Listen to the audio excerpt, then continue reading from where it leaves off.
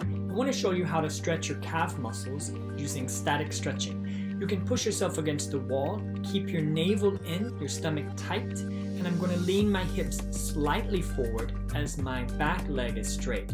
I would of course change the leg to be sure I do both legs. You would like to hold this stretch for around 20 seconds per leg. Again, tightening in the butt, pushing the hips forward. You're going to feel this in your calf muscle right there in the back of that leg.